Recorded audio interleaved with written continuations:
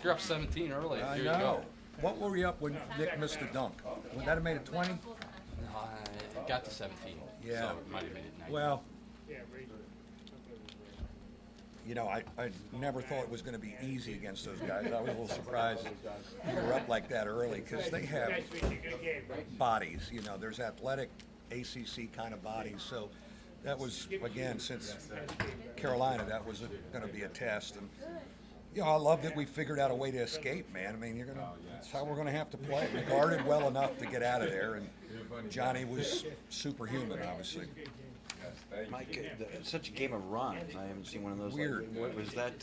What's it like to coach in one of those? Is it good? Is it Well, you know, yeah, Shake and we hands didn't, off you your know, life? we didn't get as much off our bench other than Dane.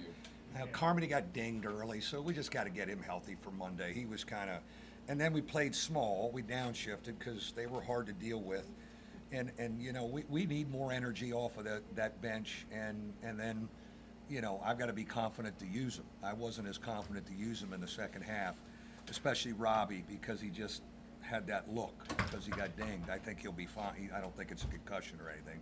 I think he'll be fine. But, you know, we had to get the ball in against pressure. You got to make, all kind of stuff you're going to have to do to win close games. And, you know, for the Bellarmine game and that, you had game pressure. You got to figure out how to escape, and hopefully that can help us. Good to figure it out because maybe last year this might be the Radford game. Yeah, I know. I think you're right, Tom. I mean, I'm looking as it's coming, and I'm having a little bit of the flashbacks. Like, will we be mentally tough enough to figure out how to get over the hump? And I thought our defensive stuff, we had some really key stops and got some loose balls. But I tell you what, old Pfluger in there defensively.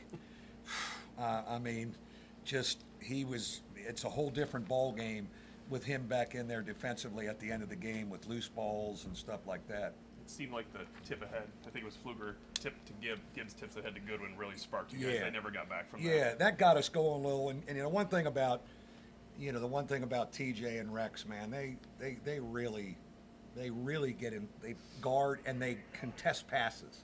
They're good at setting people up and overplaying. Rex has more overplay steals probably, you know, than a lot of guys in the history of our program because he's sneaky about getting in there, and then he gets them at key times where you go, oh my God, did we need that?